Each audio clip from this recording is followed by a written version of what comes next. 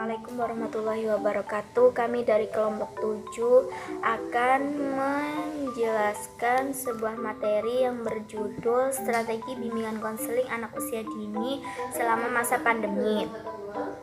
Yang beranggotakan saya Dwi Sofiatun, yang kedua Tamarin Rizky, dan yang ketiga Mbak Safitri. Materi pertama akan dijelaskan oleh saya sendiri, yaitu pengertian bimbingan konseling anak usia dini. Pada hakikatnya, bimbingan merupakan proses bantuan yang diberikan kepada individu agar individu mampu mencapai perkembangan yang optimal. Bantuan dalam arti bimbingan yaitu memfasilitasi individu untuk mengembangkan kemampuan memilih dan mengambil keputusan atas jawaban sendiri. Bimbingan membantu peserta didik TK mencapai tugas-tugas perkembangan secara optimal sebagai makhluk Tuhan, makhluk sosial, dan pribadi secara psikologis, menavigasi anak untuk sukses, dan memfokuskan pada kekuatan dan aset yang dimiliki anak, serta memanfaatkan minat bakat sebagai energi dalam kegiatan pembelajaran. Yang kedua yaitu macam-macam strategi layanan bimbingan konseling. Strategi layanan bimbingan konseling yang dibagi menjadi 4. Yang pertama, strategi layanan dasar. Strategi layanan dasar terdiri atas bimbingan klasikal, bimbingan kelompok, berkolaborasi dengan guru mata pelajaran atau wali kelas, berkolaborasi dengan orang tua. Strategi layanan yang kedua yaitu strategi layanan responsif yang terdiri dari konsultasi, konseling individu atau kelompok, referral atau rujukan atau alih tangan, bimbingan teman sebaya. Yang ketiga, strategi layanan perencanaan individual yang terdiri dari penilaian individual atau kelompok, individual or small group.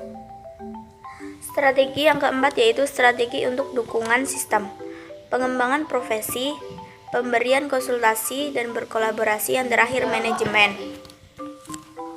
Hasil wawancara saya di RA Bani Malik. RA Bani Malik menerapkan bimbingan konseling pada anak usia dini yaitu dengan mengetahui kriteria masing-masing anak terlebih dahulu melalui kebiasaan-kebiasaan anak. Jika anak sedang mengalami masalah, maka konselor berusaha mengetahui alasan mengapa anak mengalami masalah tersebut. Jika konselor dari RA Bani Malik tidak bisa mengatasi masalah yang dihadapi anak, maka bekerja sama dengan orang tua tersebut untuk menasehatinya di rumah.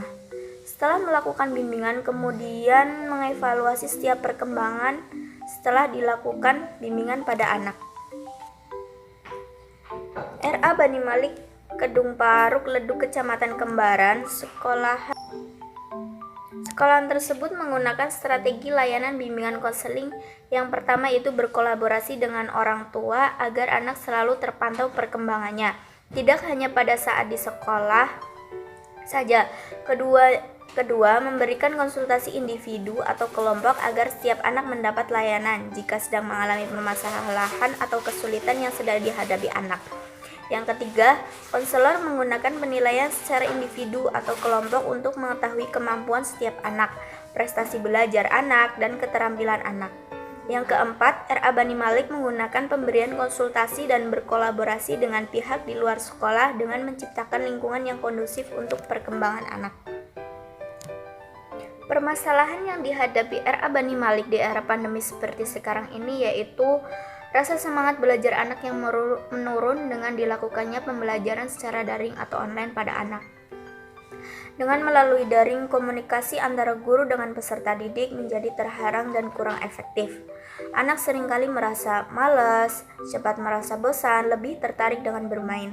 Sering terjadi ketika sedang pembelajaran online berlangsung, anak belajar sambil bermain mengendarai sepeda, sehingga orang tuanya yang mengikuti kegiatan anak atau ditinggalkan dengan kegiatan bermain lainnya tanpa memperhatikan apa yang sedang disampaikan oleh gurunya. Yang selanjutnya, model bimbingan konseling. Model bimbingan konseling pada umumnya biasanya bimbingan konseling pribadi dan sosial, bimbingan belajar, dan bimbingan karir. Dikarenakan guru tidak dapat memantau secara langsung perkembangan anak, maka bimbingan konseling yang diterapkan pada pandemi COVID-19 ini adalah model bimbingan konseling kolaboratif, yang merupakan pelayanan bimbingan konseling yang dilakukan dengan melibatkan kerjasama antara pihak sekolah, pihak orang tua, ataupun pihak-pihak yang memiliki kompetensi terkait pelayanan seperti psikolog, agar masalah yang dihadapi oleh anak dapat cepat terselesaikan. Pada umumnya, strategi bimbingan konseling yang biasanya dilakukan adalah strategi bimbingan konseling individual dan di kelompok, konsultasi dengan berbagai pihak, dan konseling sebaya. Strategi bimbingan konseling yang dilakukan oleh guru BK pada masa pandemi COVID-19 ini haruslah yang inovatif dan tidak ada alasan untuk berhenti tidak melakukan layanan bimbingan konseling. Jadi maksud dari inovatif di sini adalah usaha untuk mewujudkan gagasan, metode, cara, dan sarana alat yang diciptakan merupakan hal yang benar-benar baru dan diharapkan mampu digunakan dalam mencapai tujuan tertentu, serta menjadi solusi dari suatu permasalahan dalam bidang bimbingan konseling. Jadi, pihak sekolah memberikan layanan kepada orang tua baik secara daring maupun luring, sehingga permasalahan yang dihadapi oleh anak cepat terselesaikan. Nama saya Safitri. Di sini saya akan menjelaskan media bimbingan konseling anak usia dini di masa pandemi. Yang pertama itu ada media WhatsApp yang biasa digunakan oleh orang tua dari para murid dan gampang untuk digunakan. Kemudian yang kedua ada website bimbingan, ketiga ada cyber counseling, dan keempat ada electronic counseling. Manfaat media yang disebutkan jelas untuk memudahkan guru dalam membantu memberikan bimbingan konseling terhadap siswa, terutama memberikan pengertian bagaimana membimbing anak dan mengawasi dalam segala proses belajar. Masalah bimbingan konseling di masa pandemi salah satunya adalah semangat dari para siswa yang mulai menurun dalam hal belajar, dan kegiatan kesehariannya pun sulit untuk dijadwal atau sulit untuk terjadwal kembali seperti semula, seperti mereka ketika sekolah.